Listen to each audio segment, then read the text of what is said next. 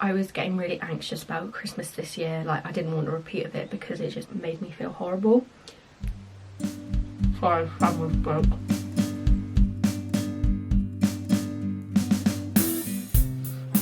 Hello. That sounds really weird. Hi. I haven't filmed a video in a really long time because everything's just been super overwhelming the past few months, going back to college, dealing with my mental health, which hasn't been amazing.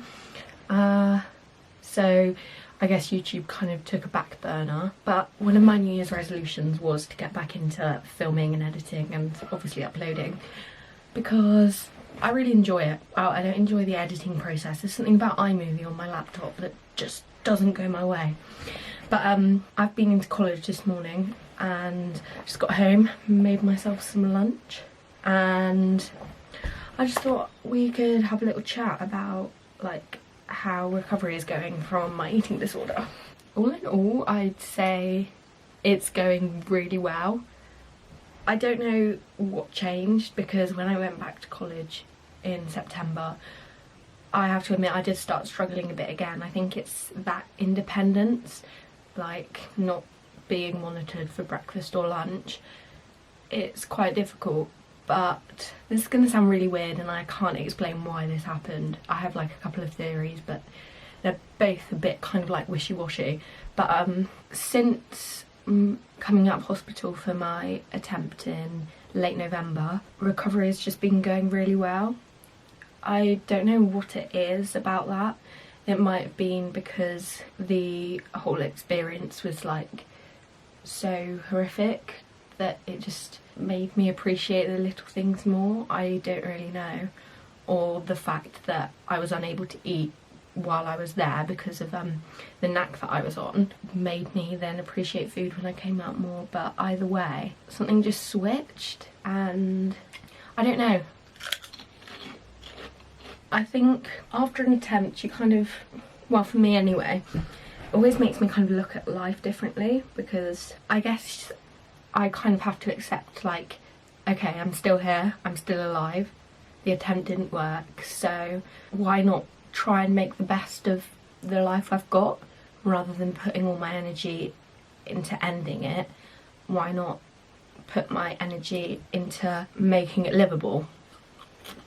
And I think that one way of doing that is to just stop battling against food, because life is just too short and I'm not going to gain anything by hanging on to my eating disorder. If anything, I'm just losing time, and I'm losing energy, and you just lose a lot of brain space as well.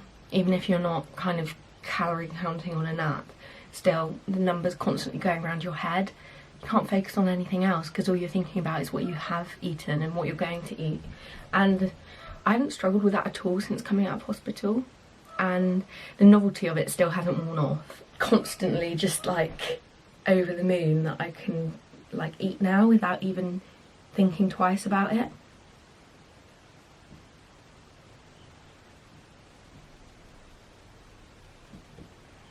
Fear foods wise, because a lot of them were kind of like calorie based, now that I'm not even thinking about calories at all, I'm not really struggling as much with them. A couple of days ago, for example, I realised that I'd basically eaten all my biggest fear foods in one day, not intentionally, and I hadn't even thought about it.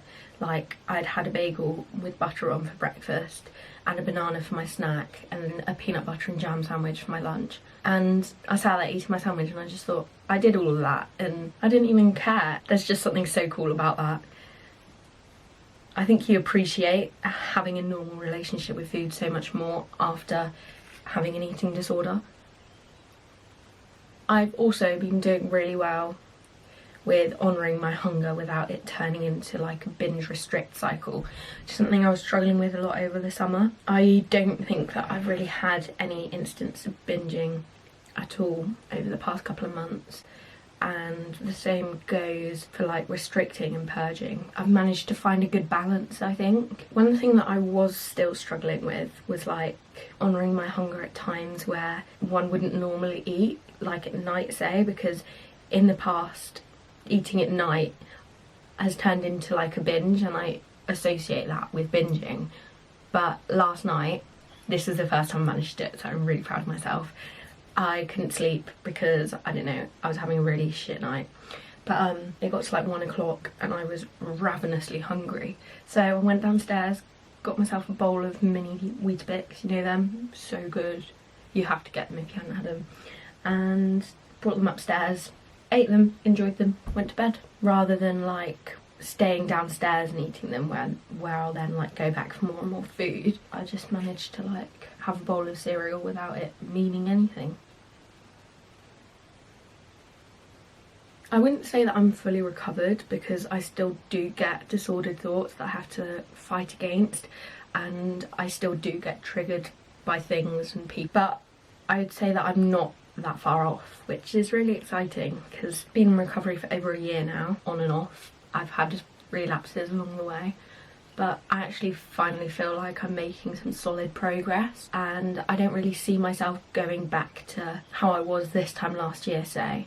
I think that if I can keep going like this, hopefully I'm like minimising the chances of myself like relapsing really badly. Christmas with an eating disorder is often tough, you guys probably know that, and last Christmas for me was not a good time. I was really struggling with disordered patterns, so I was getting really anxious about Christmas this year. Like, I didn't want a repeat of it because it just made me feel horrible. Sorry, fan was broke.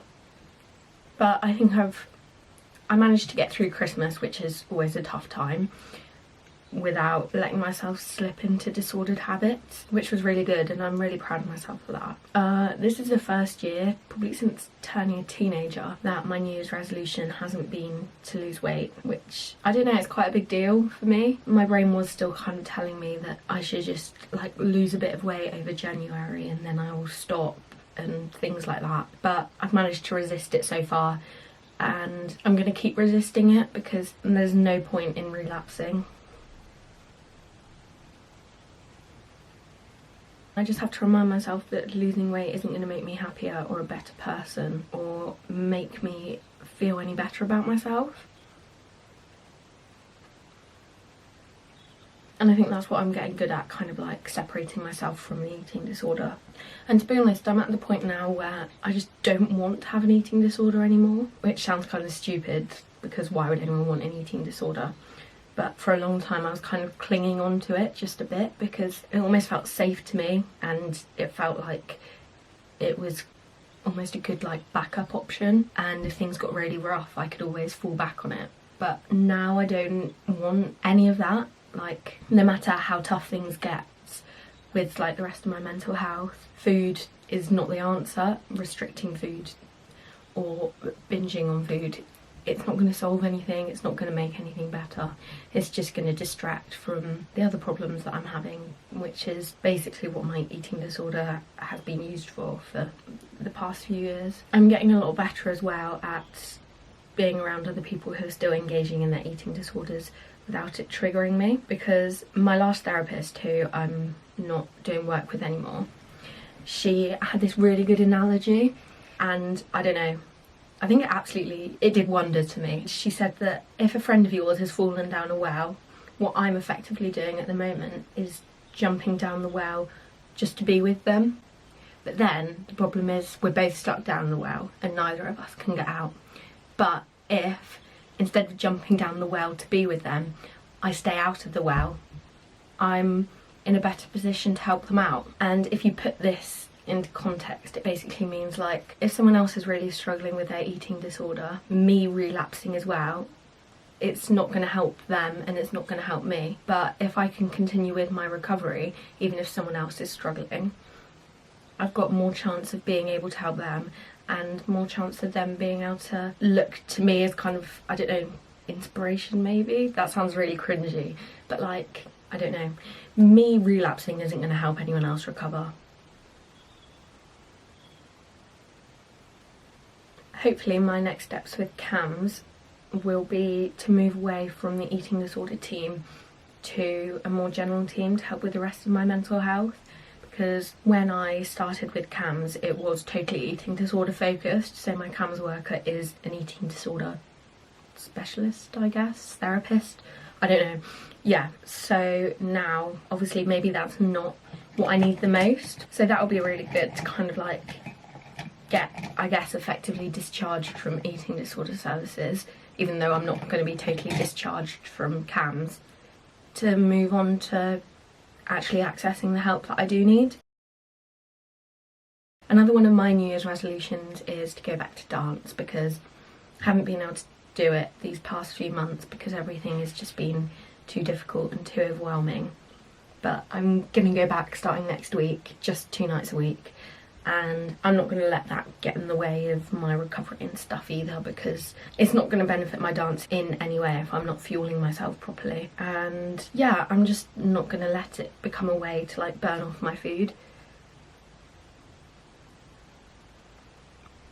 I do dance because I love dance, not because I want to lose weight, and I guess maybe I lost sight of that during my eating disorder, but I want to get back to the mindset that I was in before my eating disorder developed, where dance wasn't about numbers, it was just about having a good time.